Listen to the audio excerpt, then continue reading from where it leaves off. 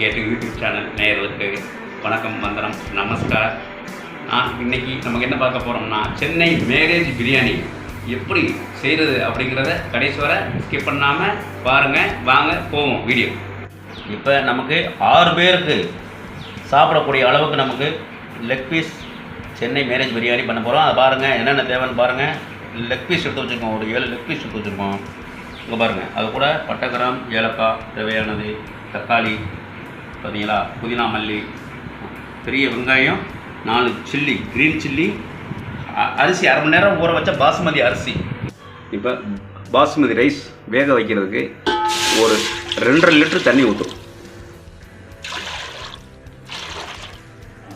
அதாவது 3/4 kilo basmati rice வேக வைக்கிறது 2.5 லிட்டர் தண்ணி ஊற்றிருக்கோம். தண்ணி சூடானுண்ட ரைஸை போட்டுருவோம். பாருங்கள், இப்போ 3/4 கிலோ பாஸ்மதி அரிசிக்கு பாருங்கள் ஒரு 250, ஒரு 1/4 லிட்டர் எண்ணெய் ஊற்றுறோம்.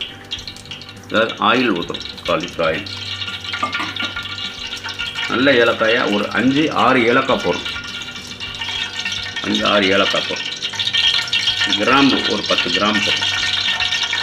கார்னிஷ் 1 போடுறோம். பட்டை பாருங்கள் ஒரு 5 கிராம் பட்டை, இந்த அளவுக்கு தான் நம்ம போடுறோம். நம்ம சீரக சம்பாக்கு மாதிரி நிறையா பட்டை, கிராம், ஏலக்காய் இது தேவையில்லை. வீட்டில் இருந்தாலே போதும்.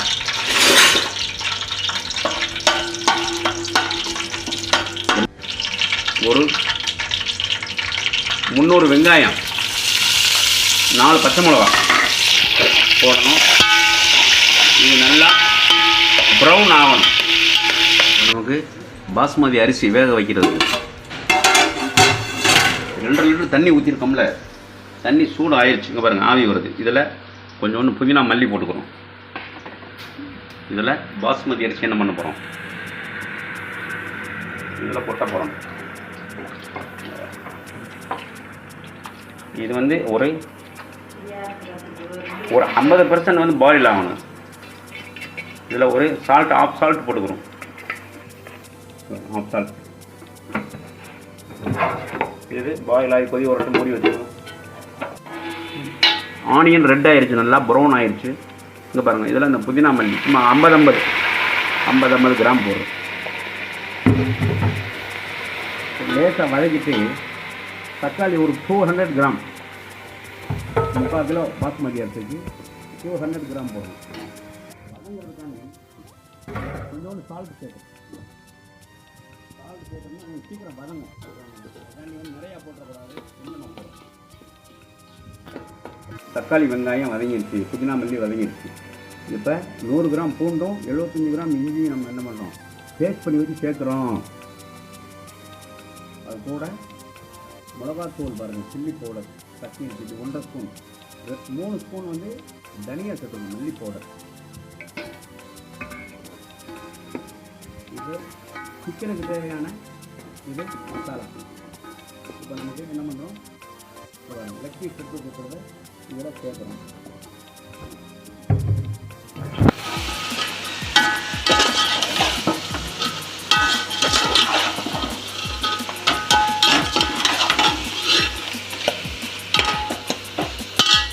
இப்போ தயிர் 50 ml இதில் சேர்க்குறோம்.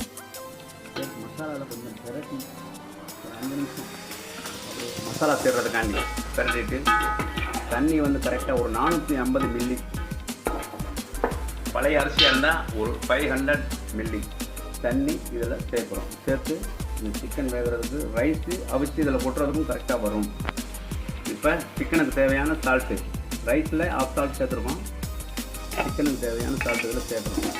ஏன்னா மசாலாவோட சால்ட்டும் நல்லா சேர்ந்து வேக வேண்டும். இப்போ பாருங்கள், இப்போ வந்து 5 நிமிஷம் ஆயிடுச்சு. நமக்கு என்ன அப்படின்னா அதாவது ஒரு 1/2 லிட்டர் தண்ணி இதில் ஊற்றுவோம். ஏன்னா பழைய ரைஸ் எடுத்துருக்கேன்னா அதனால் நான் 1/2 லிட்டர்.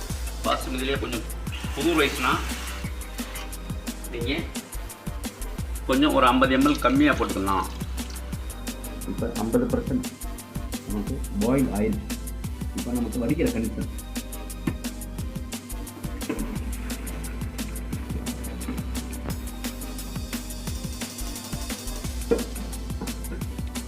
இப்போ பாருங்கள், சிக்கன் ஒரு 50% வெந்துருச்சு. நம்ம ரைஸை கொட்டணுன்ட்டா இன்னும் கொஞ்சம் வேகும். அதனால் நல்லா கொதி வந்துருச்சு. இங்கே பாருங்கள், நெய் நல்லா வந்து அருமையான நெய் ஒரு 50 ml ஊற்றுறேன். என்ன பண்ணுறோம், இந்த வந்து வடித்து வச்சுருந்த பாஸ்மதி ரைஸ் இதை நமக்கு இதில் சேர்க்குறோம். இப்போ இந்த தண்ணி வடித்த தண்ணி வடிகஞ்சி அப்படியே இருக்கட்டும். அதுக்கு மேலே தம் போடுறதுக்கு வேணும். நம்ம இதை வந்து அப்படியே மேலே கொட்டியிருக்கோம்ல, அப்படியே அவ்வளோதான். இது ஒன்றும் கிண்டவோ கொள்ளவோ கூடாது. அப்படியே மூடியை போட்டு வச்சுருங்க. மூடியை போட்டு இந்த வடித்து வச்சுருந்த தண்ணியை தூக்கி மேலே வச்சுருவோம். ஒரு 25 நிமிஷம் சிம்மில் வச்சுருவோம். சிம்மில் வச்சு அதிலே வெந்துடும் எல்லாமே. அப்புறம் நமக்கு தம்மானோண்டா என்னங்கிறத பார்ப்போம் வாங்க. ஓகே, 25 மினிட்ஸ் ஆச்சு. போட்டு தம் உடைச்சிருவோம். இப்போ சூப்பராக இருக்குங்க பிரியாணி. தம்மு ஆயிடுச்சு. நமக்கு இதே மாதிரி கவனமாக பார்த்தீங்கன்னா இதே மாதிரி நீங்களும் செஞ்சுக்குங்க. சரி பாருங்கள், அருமையாக வந்திருக்கு சென்னை மேரேஜ் பிரியாணி. இதில் பார்த்துருப்பீங்க. இதே மாதிரி நீங்களும் வீட்டில் செஞ்சு ட்ரை பண்ணி சிறப்பாக சாப்பிட்டுங்க. ஹலோ மை ஃப்ரெண்ட், வீடியோ பார்த்தீங்களா? பிடிச்சிருக்கா? இதே மாதிரி நீங்களும் செஞ்சு வீட்டில் செஞ்சு சாப்பிடுங்க, என்ஜாய் பண்ணுங்கள். வீடியோ ஷேர் பண்ணுங்கள் பிடிச்சிருந்தா. அடுத்த சூப்பர் வீடியோ சந்திக்கும் உங்கள் இக்பால் பாய். வணக்கம், அஸ்ஸலாமு அலைக்கும்.